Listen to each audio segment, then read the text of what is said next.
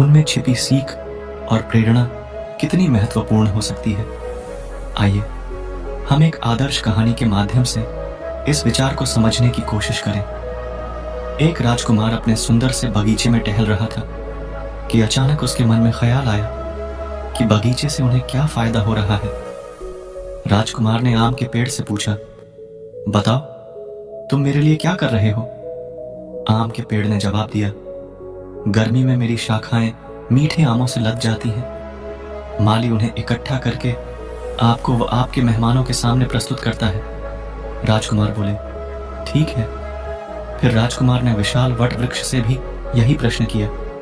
विशाल what वृक्ष ने उत्तर दिया, सुबह सुबह जो पक्षी मधुर गीत गाकर आपको उठाते हैं, वह चहचहाते पक्षी मेरी शाखाओं पर आराम करते हैं। मेरी फैली शाखाओं के नीचे ही आपकी गाय भैंसें आराम करती है। शाबाश, राजकुमार ने कहा। अब राजकुमार ने घास से पूछा, तुम मेरे लिए क्या कर रही हो? घास ने उत्तर दिया, आपकी गाय भैंसों को हष्ट पुष्ट बनाने के लिए हम अपना बलिदान देते हैं। राजकुमार प्रसन्न होकर बोले, बहुत अच्छी बात है। इसके बाद राजकुमार ने एक नन्हे डेजी फूल से पूछा, नन्हे मियाँ, तुम मेरे लिए क्या कर रहे हो? नन्हे डेजी ने कहा, कुछ नहीं, मैं आपको मीठे फल नहीं देता, आपके पक्षियों को घोंसला बनाने लायक स्थान नहीं देता। यदि मैं कुछ कर सकता हूं तो वह यह है कि जितना हो सके मैं एक सर्वोत्तम नन्हा डेजी बनूं। यह शब्द राजकुमार के दिल को छू गए। घुटनों के बल झुककर उन्होंने नन्हे डेजी को चूम लिया और कहा, शाबाश नन्हे फूल, तुम जैसा और कोई नहीं है।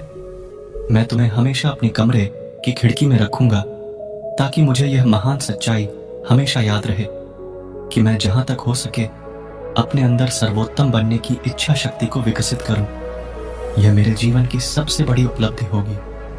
ऊंची उपलब्धि हासिल करने के लिए हमें अपनी इच्छा शक्ति को विकसित करने की प्रेरणा किसी से मिल सकती है, तो वह शर्त है हम हर समय अपनी जागरूकता बनाए रखें। यह तभी संभव है जब हमारा अपना नजरिया सकारात्मक हो।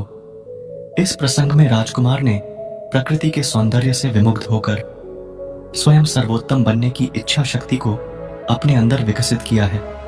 आम के पेड़ ने बताया कि वह अपने सहायता प्रदान करता है, जिससे वे राजकुमार और उनके मेहमानों के लिए आहार तैयार कर सकते हैं।